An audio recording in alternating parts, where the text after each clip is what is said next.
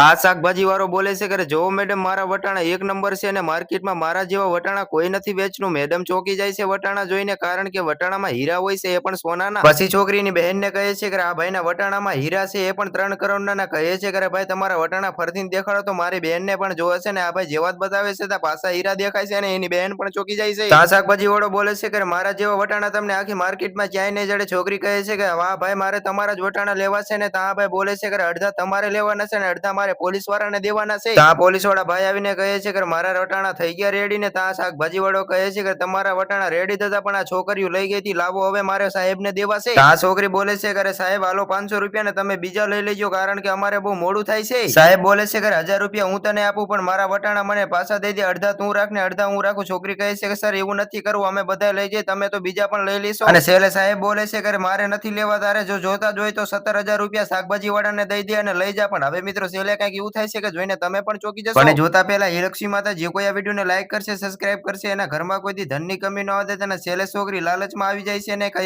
છે કે hello sir 17,000 રૂપિયા. છેલ્લે છોકરીઓ ચાલી જાય છે અને પોલીસ વાળો સર બોલે છે કે આ છોકરી તો કેવી બુદ્ધિ વગરની હતી, હીરા પણ નકલી હતા એ પણ જોયું નહીં ને પૈસા 17,000 રૂપિયાનો આપણને મુનાફો કરીને ચાલી દે. શાકભાજી વાળો કહે છે કે તારું નાટક બંધ કર ને પૈસાનો ભાગ પાડ.